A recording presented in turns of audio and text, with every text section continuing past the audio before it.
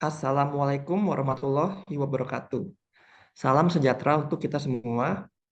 Halo pemirsa setia, kembali lagi di podcast Gen Talk PU Perdana kita. Pada hari ini, tema yang akan kita bahas adalah tantangan kebangsaan masa kini. Bersama saya Riki Rizaldi dari BPBPK Kaltim. Sebelum masuk ke pembahasan, saya tidak akan sendiri. Namun, saya juga bersama dengan rekan-rekan saya untuk membahas tema ini. Di sini ada Mbak Rita, Mbak Ririn, Mbak Rika, dan Bang Isan. Saya mulai dari sama sore Mbak Rika. Oke, sore. Terima kasih, Mbak bisa Mas. perkenalkan ya? Terima kasih, Mas Rizky. Saya akan perkenalkan diri. Ya, Nama saya Rika Anggreni Maulida. Bisa dipanggil Rika. Saya ya. dari BP2JK Kalimantan Barat. Oh, baik Mbak. Terima kasih atas perkenalannya. Kemudian ada juga Mbak Ririn. Bisa perkenalkan diri dulu Mbak ke pemirsa yang lain. Ya, terima kasih Mas Riki atas kesempatannya.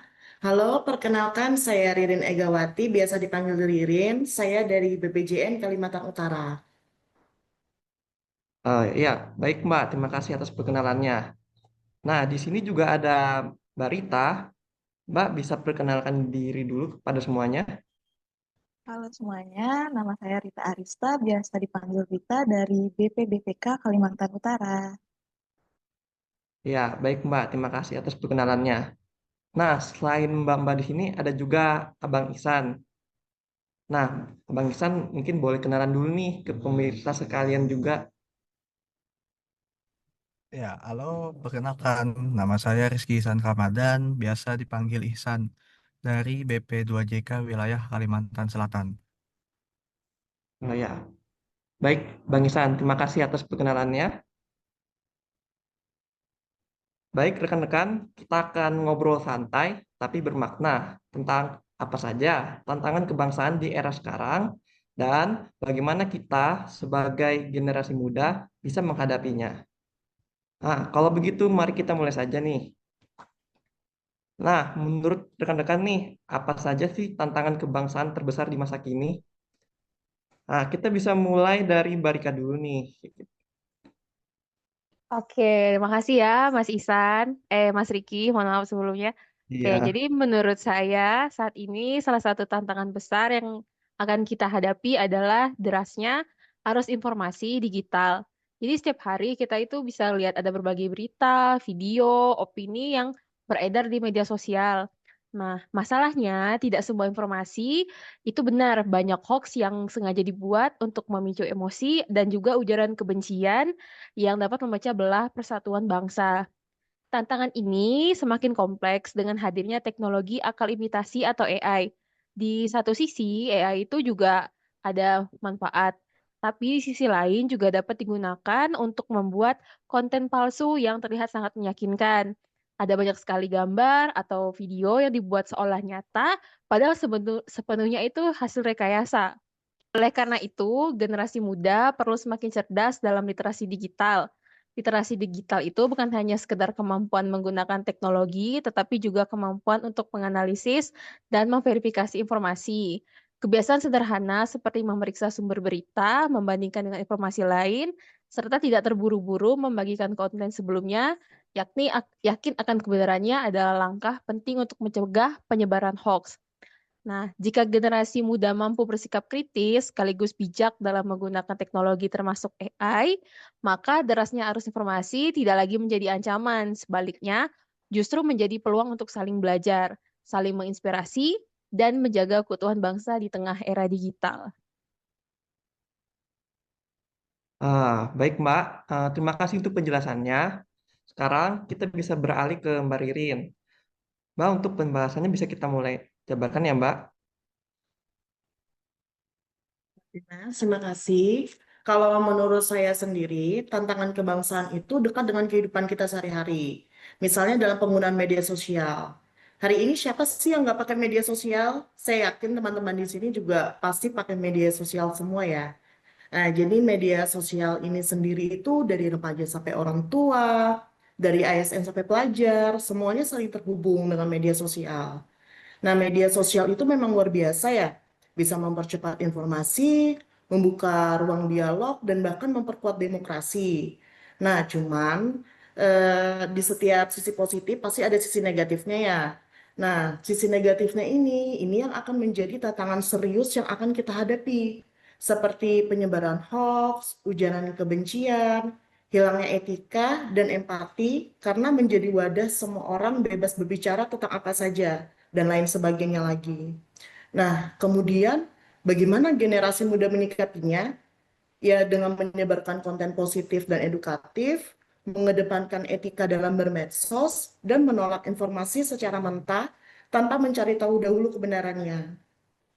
Kemudian, sisi lain tantangan kebangsaan juga terkait menurunnya rasa nasionalisme.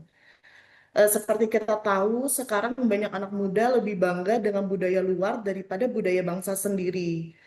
Kalau kita lihat sekarang, banyaknya budaya global, terutama dari Barat dan Asia Timur, seperti K-pop dan Barat modern. Banyak tradisi, bahasa daerah, dan kearifan lokal yang mulai ditinggalkan generasi muda karena takut dianggap tidak kekinian. Padahal Indonesia punya kekayaan budaya yang sangat luar biasa.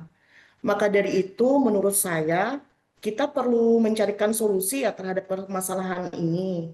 Solusinya apa saja? Bisa dari revitalisasi budaya lokal dalam bentuk yang menarik dan relevan, pendidikan karakter berbasis budaya sejak usia dini, kreativitas digital untuk mempromosikan budaya, dan kolaborasi antar daerah untuk menunjukkan kekayaan budaya sebagai kekuatan bersama bangsa Indonesia. Menurut saya seperti itu, Mas. Hmm. Baik Mbak Ririn, pemaparan yang bagus. Oke, sekarang kita lanjut ke Mbak Rita. Nah, gimana pandangannya Mbak terkait ini? Bisa dimulai ya Mbak? Oh, baik. Kalau saya melihat masalah intoleransi juga menjadi masalah yang serius ya. Kadang perbedaan agama, suku, atau pandangan politik ini bisa menimbulkan gesekan. Padahal seharusnya kita bisa menjadikan perbedaan ini sebagai kekuatan.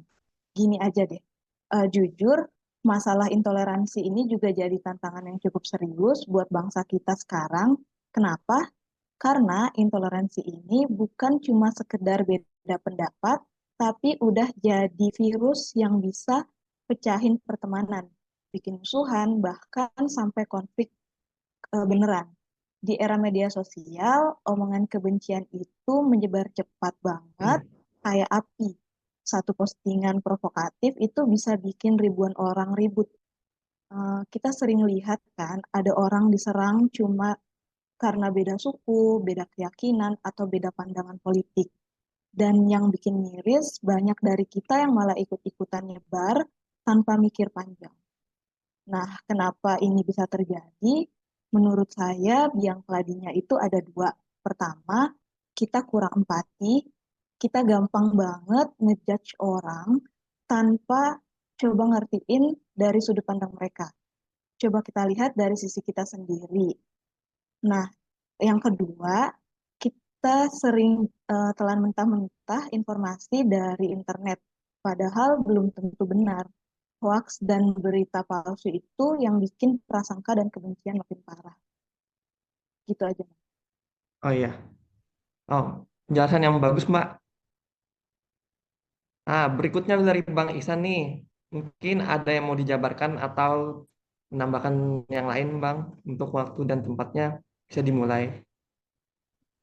Ya, oke, makasih atas kesempatannya. Saya juga ingin menambahkan nih ya terkait dengan tantangan kebangsaan selain berbagai permasalahan yang sudah teman-teman sampaikan tadi. Tantangan kebangsaan juga muncul dari masalah ekonomi dan sosial. Ini ya masalah atau tantangan yang dari dulu selalu ada dan jadi salah satu permasalahan berat di negeri ini. Apa aja sih contohnya? Kayak adanya kesenjangan antara kaya dan miskin. Nah, kita bisa lihat tuh di jalan banyak mobil-mobil mewah, lalu lalang atau kendaraan mewah gitu. Tapi kalau kita geser sedikit aja pandangan kita, kita bisa lihat di pinggir trotoar atau pinggir jalan itu banyak pengamen, pengemis, ada juga bahkan orang yang memakai gerobak bahkan menjadikannya sebagai tempat tinggal. Itu kan kelihatan banget kesenjangannya bukti nyatanya gitu. Terus juga ada masalah klasik yaitu korupsi. Nah, korupsi ini juga sebenarnya yang berkontribusi sama masalah tadi, kesenjangan ekonomi antara kaya dan miskin tadi. Banyak banget lah dampaknya, pokoknya korupsi ini nggak bisa dijelaskan karena banyak sekali. Nah, sebenarnya heran juga kenapa sih ada proses korupsi itu ada terus. Sering sekali ya kita dalam 1 bulan itu selalu aja ada berita korupsi yang baru. Kayak dari segi ekonomi kan padahal orang-orang tersebut sudah ada rata-rata lah gitu. Tapi masih aja tetap eh, melakukan korupsi gitu ya. Ya mungkin memang karena kurang integritas dan serakah aja kali ya, makanya mereka mereka melakukan hal kayak gitu. Nah, hal-hal gitu sebenarnya yang bikin masyarakat tuh sulit percaya sama pemerintah. Padahal kan kepercayaan pada pemerintah tuh penting karena merupakan langkah awal kesatuan dan kesatuan untuk bangsa. Ujung-ujungnya apa? Masalah gini kan pasti jadi ancaman sama keutuhan dan kesatuan bangsa kita Indonesia. Nah, menurut saya itu sih, Mas. Baik, terima kasih atas pemaparannya, Bang Ihsan. Rekan-rekan sekalian, menarik, menarik sekali ya pembahasan sebelumnya. Jadi kita sudah mendengar adanya berbagai tantangan kebangsaan yang tentunya ini perlu diselesaikan dan tentunya ada tindakan-tindakan yang nyata untuk mewujudkannya. Nah, menurut kalian bagaimana sih cara generasi muda menghadapi tantangan-tantangan tersebut? Nah, kita bisa mulai dari Mbak Rika dulu nih. Bisa dijelaskan ya, Mbak? Oke, terima kasih ya Mas Riki. Baik, kalau dari saya, jawabannya sederhana sih. Kayak Ya. semuanya itu harus dimulai dari diri sendiri. Caranya ya dengan bijak dalam bermedia sosial. Jadi jangan mudah percaya pada setiap informasi yang muncul, apalagi langsung dibagikan. Luangkan waktu sejenak untuk memeriksa kebenaran dari berita atau informasi yang kita dapatkan dari media sosial. Ingat prinsip sederhana itu saring sebelum sharing. Dengan langkah kecil ini, kita sudah ikut berkontribusi mencegah hoax dan menjaga persatuan bangsa. Menurut saya begitu. Terima kasih.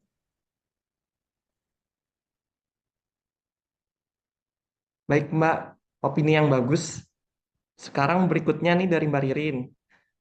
Nah, mengonfirmasi di pertanyaan sebelumnya, kan Mbak ada membahas terkait solusi terhadap masalah tantangan kebangsaan ini. Mungkin bisa dipaparkan lebih lanjut terkait opininya ya, Mbak. Baik, Mas. Betul. Menurut saya, selain itu kita juga harus mencintai produk lokal ya, melestarikan budaya bangsa, serta tidak gengsi menggunakan bahasa Indonesia di ruang publik. Bangga dengan identitas nasional itu bukan berarti kita anti budaya asing loh ya. Nah, kemudian kembangkan kesenian lokal dalam format yang kekinian seperti vlog, film pendek, animasi, mungkin bisa juga dengan musik remix tradisional, fashion etnik modern, dan banyak lagi lainnya yang bisa menjadi contoh. Kemudian generasi muda itu bukan hanya pewaris budaya, tapi penentu arah kebudayaan bangsa di masa depan. Sekian. Ya. Terima kasih, Mbak, atas pemaparannya. Selanjutnya dari Mbak Rita. Mbak bisa dimulai juga terkait pendapatnya, Mbak. Baik, terima kasih Mas Riki. Sebagai generasi muda, kita punya peran penting ya. Eh, saya setuju dengan pendapatnya Mbak Rika sebelumnya. Kita sebagai agen perubahan itu, langkah pertama yang paling gampang tuh jadi filter buat informasi yang kita dapat. Jangan gampang share kalau belum yakin itu benar. Cek dulu kebenarannya. Yang kedua, mulai dari hal kecil. Ajak teman yang beda pandangan, beda suku atau beda agama buat ngobrol santai. Tanya kabar, dengerin cerita mereka. Biasanya kebencian itu hilang kalau kita udah benar-benar saling kenal. Sebenarnya intoleransi itu memang masalah besar, tapi saya yakin kita bisa mengalah. Ayo semuanya kita bareng-bareng bangun jembatan, bukan tembok, karena Indonesia itu rumah kita semua. Oke, Baik. itu sih Mas. Ya, baik, Mbak. Terima kasih atas pemaparan opininya. Nah, kalau dari Bang Isan, gimana nih pendapatnya? Mungkin bisa dijelaskan, Bang. Ya, kalau bicara gimana generasi muda menghadapinya sih, menurut saya kalau konteks masalah kesenjangan ekonomi itu kita nggak bisa langsung menyelesaikannya gitu karena permasalahan struktural dalam konteks yang besar ya. Tapi paling nggak mungkin bisa dimulai dari diri kita sebagai seorang ASN, seharusnya itu nerapin perilaku sederhana gitu, nggak pamer atau tidak berperilaku konsumtif gitu. Nah, untuk masalah selanjutnya nih yang paling penting kita sebagai generasi muda ASN buat melawannya korupsi. Dimulai dari yang paling kecil aja dulu, diri diri kita sendiri. Nah, gimana? Lewat integritas itu udah harga mati pokoknya. Mau korupsi gede atau kecil, pokoknya jangan mau. Ingat ya, orang yang korupsi gede itu jangan-jangan udah terbiasa dari dulu untuk korupsi hal-hal kecil. Jangan-jangan mereka dulunya banyak excuse kayak kecil korupsinya nggak ngaruh, nggak ada dampaknya. Padahal kan sikap itu akhirnya kayak build up gitu sampai akhirnya mereka di posisi yang tinggi, ada power, ada kekuasaan, udah deh kan mereka akhirnya korupsi. Nah, intinya selalu jaga kejujuran, disiplin, itu menurut saya udah cukup untuk jadi modal buat generasi muda sekarang, buat Indonesia yang lebih baik ke depannya. Eh, oke, baik Bang. Terima kasih atas pemaparannya. Cukup jelas dan bagus. Baik rekan-rekan semua, dari diskusi ini kita bisa simpulkan bahwa tantangan kebangsaan masa kini memang kompleks. Namun, kita sebagai generasi muda punya peran penting seperti bijak dalam menjalankan media sosial, mencintai budaya bangsa, menjaga persatuan, dan menjunjung integritas. Nah, selain itu, ada juga nih pesan singkat yang akan disampaikan dari rekan-rekan. Untuk Mbak Rika, Mbak Ririn, Mbak Rita, dan Mas Ihsan bisa dimulai. Kita mulai dari Mbak Rika dulu kali ya. Baru Mbak Ririn, habis itu Mbak Rita, dan Bang Ihsan. Kalau menurut saya, mari kita mulai dari diri sendiri. Oke, baik Mbak. Lanjut. Dan singkat dari saya, jaga persatuan, jangan mudah terpecah. Baik juga, Mbak. Berikutnya gimana tuh? Cinta Indonesia dengan karya nyata. Bagus. Nah, terakhir Bang, bisa disampaikan pesannya Bang. Bangga jadi anak bangsa. Baik, terima kasih sudah mendengarkan podcast kami. Semoga bermanfaat dan bisa jadi refleksi untuk kita semua. Saya akhiri dengan mengucapkan wassalamualaikum warahmatullahi wabarakatuh. Terima kasih. Terima kasih. Terima kasih ya. Iya.